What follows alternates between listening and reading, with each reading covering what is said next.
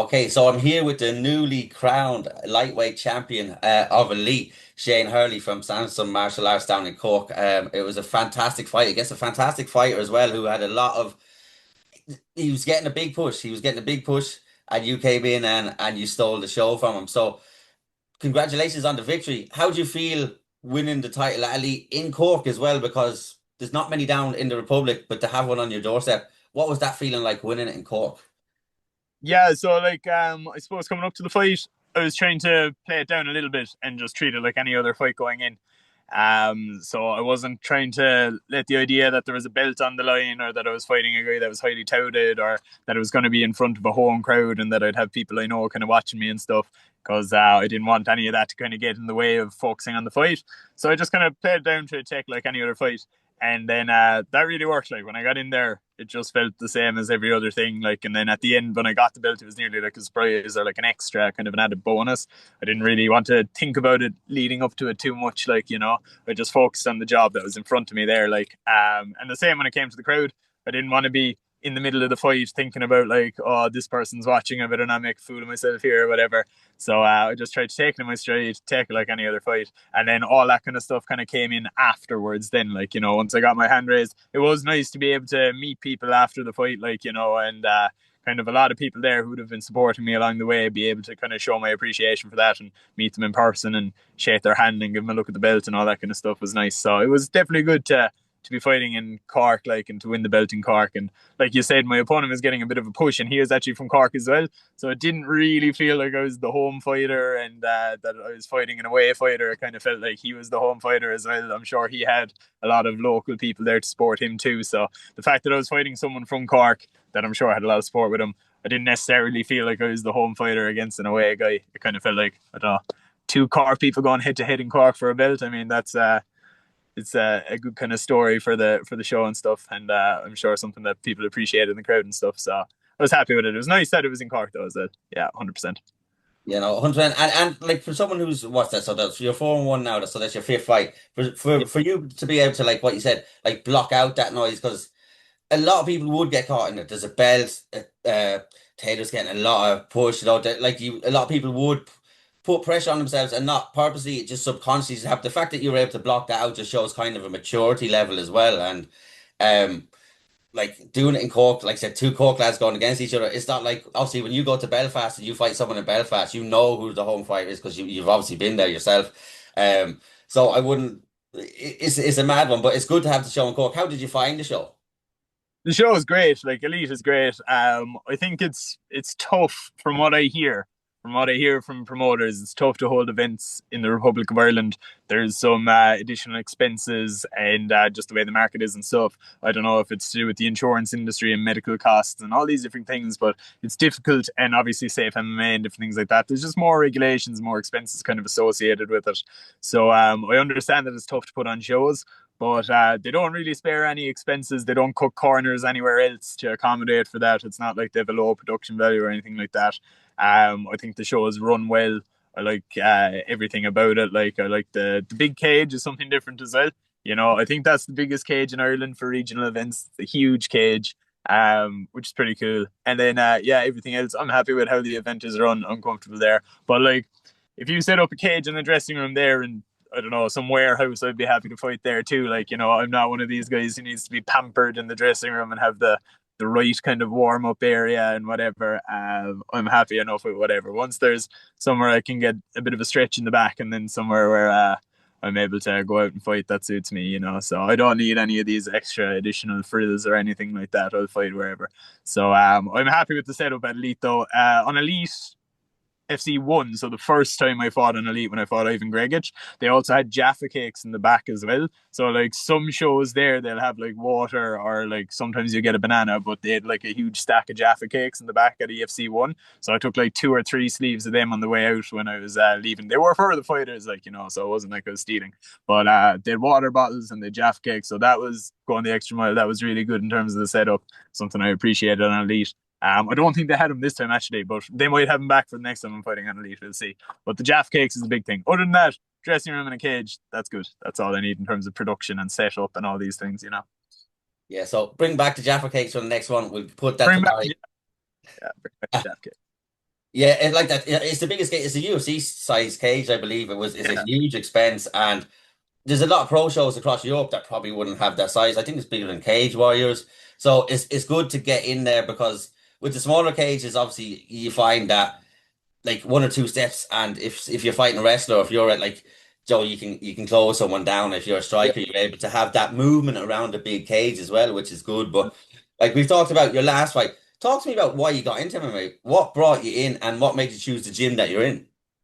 I started with like various kind of different martial arts and stuff when I was a kid, and then I got really into karate then when I was like 12, and I'm still super into karate. Like I'm competing in karate there next weekend, so karate is still a big thing for me there, and I coach and everything with that. And then I'm from Fermoy, and I was training karate in Fermoy, and I was watching Lyoto Machida in the UFC, who was a karate guy, and he was doing this MMA stuff, and I was like, that's pretty class, like And I was kind of interested in it since then. And there was actually an MMA gym in Fermoy at the time, Fermoy Fight Factory. And I was like 14, and I said, I'll give this a look. So I went up there, and I was mainly Thai boxing, but I was doing a little bit of MMA as well. And I was up there for about 6 months, and I was actually getting on really well. I was really enjoying it. And then between karate and Thai boxing and MMA, I was just training like every day. That only lasted for like 6 months, though. Unfortunately, the gym in Fermoy closed down, and Dylan Sheehan was the coach in Fermoy Fight Factory, and he ended up becoming a coach in Samson Martial Arts then in Cork, which was actually Trials MMA at the time. It had just changed over from the MMA clinic.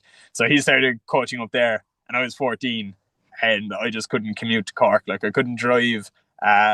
Things with school there and the bus service and everything. It was just too much hassle to get up to Cork City. That's like a 40-minute drive, So when I was 14, that wasn't really an option. So I just kept checking on the karate then. And then when I was in college, I was obviously able to drive when I was like, yeah, 19, 20. So that was COVID, which didn't really help.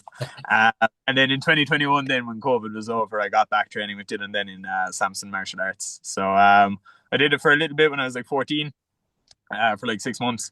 And then the gym closed, moved to Cork City, is where Dylan was coaching then. Wasn't able to commute there and train.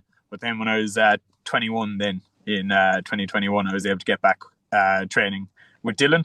So I had Thai boxing fights initially. Straight away, once I joined the gym in Samson, I started competing in Thai boxing. And then I had like 4 Thai boxing fights. And the whole time I was training grappling and wrestling and everything.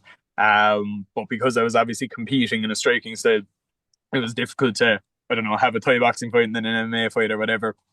But Dylan was always kind of trying to convince me or whatever to have an MMA fight. And initially I was always saying no, that I wouldn't do it. But then, I don't know, I kind of decided that it was time. So I made my amateur MMA debut then. And yeah, we're 5 fights deep at the moment and just picked up my first title. So I think that's roughly the story, roughly how it went. Yeah, it's a good one because it was February 2024, so like it's only like a year and a bit that you've been fighting, and to amass that amount of fights as well is quite impressive and stay active. But talk to us about your first fight. Like you had competed before, like you said, in different disciplines. What was MMA much different going into it, or was there different feelings, emotions, planning, strategizing? A little bit, like I've been doing a lot of grappling the whole time, So I've been training with the MMA lads, sparring with the MMA lads all the way up along. So I felt like I was developing the skill set and definitely getting good at every part of MMA. But then, kind of leading up to it, I got a couple of injuries. I was actually scheduled to fight once before my debut, and I got injured, and I had to pull out. I actually got injured in a karate competition. I like really hurt my ankle, and I had to pull out of that one. And then I ended up actually getting to fight the same guy I was supposed to initially fight in my amateur day.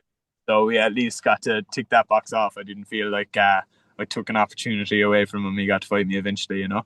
And then when I got in the cage, it was a little bit different. All right, Thai boxing felt a lot more intimate, I think, because the cage kind of like shuts off and makes it bright in the cage, but very dark kind of in the crowd.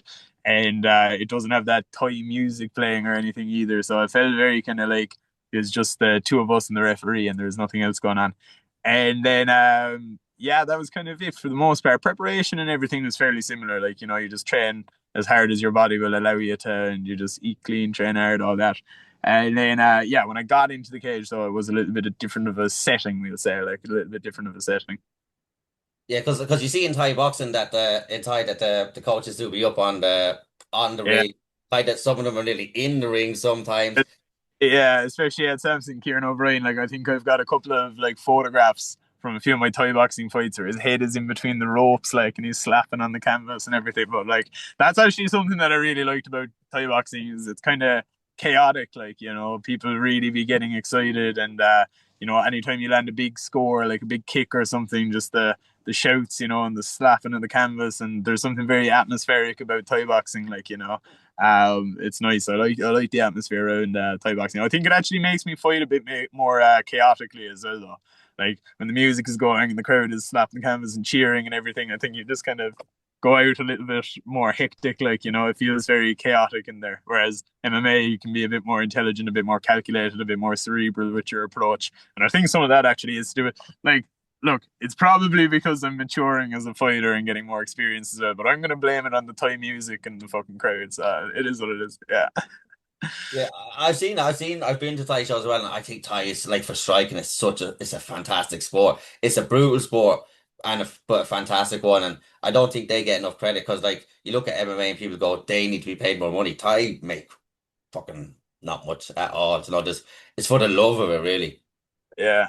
I think like I don't know, it's my own theory, like, but I think part of the thing with Thai boxing and the pay disparity though is like when you look at MMA or boxing or anything like that, if you want to get the most elite fighter in the world and pay him to be on your show, it's gonna cost like X amount of money and it's gonna be pretty high. But like because of the cost of living and stuff over in Thailand and that the average wage that like these guys there's you can go over to Thailand, you can find a world class elite fighter who will be willing to like fight for €500, whereas you couldn't get a top 10 guy in the world in like MMA that will do that, like because he's obviously able to negotiate a higher price there or whatever. But like because Thailand, there's hundreds and thousands of really high level fighters that aren't getting paid well. That if you want to have a really high level guy in your show, you can do it for peanuts, like compared to MMA and boxing, obviously, like. Yeah, yeah, like that, like you were saying, like you'd find it hard to get a fighter that's a pro fighter, even that's Irish, that will fight for €500 after Yeah, 2 3 fights, the sort of way. So it's you. mental. I'm sure. Like I don't know exactly. Look, I'm not a promoter. I don't know Yeah, exactly, but I'd say you could find someone in Thailand with 100 fights who'll fight for a couple of grand. Like definitely, like surely. Do you know what I mean? yeah. Maybe I'm wrong. Maybe I'm wrong. Maybe it's not as simple. But like I think that does kind of affect the market value of what Thai fighters can demand. Because like, why should I have Dave Farrell on my show for that much if I could pay the same amount to some 21-year-old Thai fighter who's got 80 wins? Like. I don't know. Maybe that's it. Maybe it's it. I don't know. It's We'll just, find out. I'll actually inquire about that because I know the pay isn't much, and I've talked to a couple of fighters, and they say like they do it more for the love of it and it's their discipline, and that's how yeah. they want to live their life. It's like a lifestyle sort of a thing as well. But How, yeah, how often they fight as well? They fight every 2 weeks. So like a lot of guys over in Thailand fight every 2 weeks or every month. So it's obviously that's going to be reflected in how much they get paid as well. Like. If like some fighter in the UFC was willing to fight every 2 weeks or every month, they'd get paid a lot less per fight as well, probably. Like. yeah, I'd say so. I'm not sure, but you've had obviously the 5 fights. You've won the title. What's next? Have you got a plan for the rest of the year, or do you kind of take it? Are you just kind of enjoying your time after the fight, or have you plans for the future for this year? Yeah, so like I've definitely enjoyed the last kind of 2 or 3 weeks by taking them off. I had a very busy first 6 months of the year, even though I didn't get that many fights in. I only fought twice, but I was scheduled to fight in February.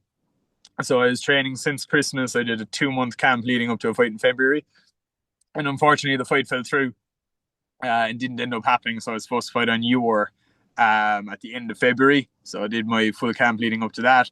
Then that fell through, and then I was matched with Harry Thompson for Gladiatera at the end of April. So I went straight into another 2 months of training leading up to that. Got to fight on that one, fortunately. And then straight away, that was only 7 weeks out from my fight with Taylor. So as soon as I was finished fighting on Gladiatera, I was preparing for the title fight then in Cork. So the first 6 months were just back to back to back training all out from Christmas until when I fought Taylor. Like, even though I only got two fights because one of them fell through, it was still 6 months of consistent training as hard as I could, you know.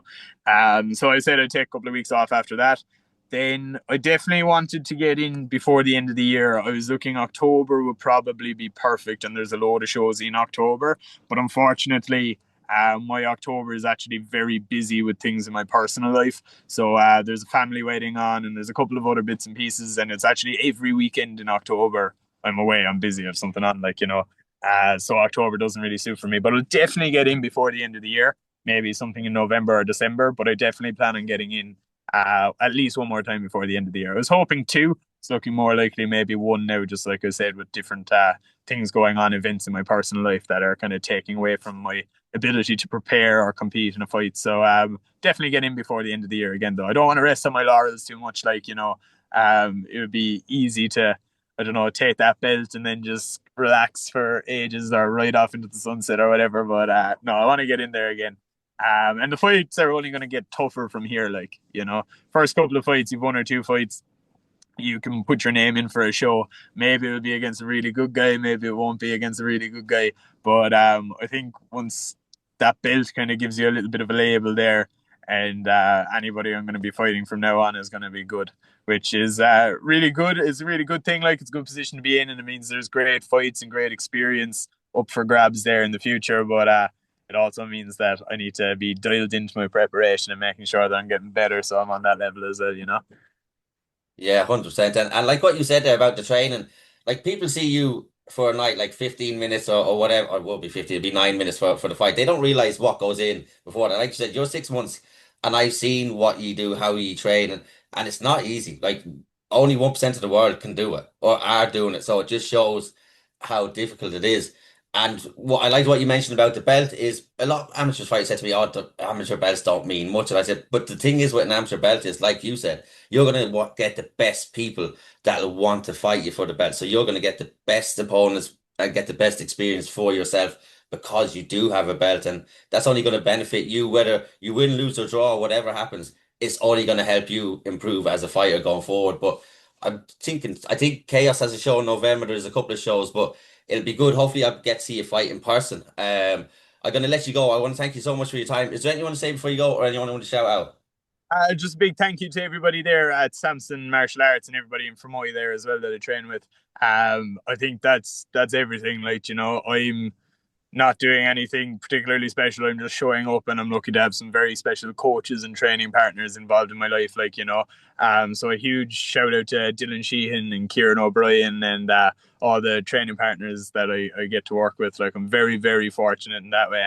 And then a huge shout out there to my support network as well. You know, all my family and friends and everybody in my life who kind of contributes towards letting me do these kind of things, and anybody who kind of supports me anyway at all makes a massive difference then when you're competing. So huge shout out to everybody who helps me, and to my sponsors there as well, Underground Fight Store in on the Centre Park Road there for all your fighting equipment needs, and then the Heron Cafe as well. Shout out to those two. So listen, that's about it, I think. Yeah. Perfect. Thank you very much for joining me. It's been a pleasure. Hopefully, Thank I'll you. see you fight later on in the year and enjoy the rest of your day.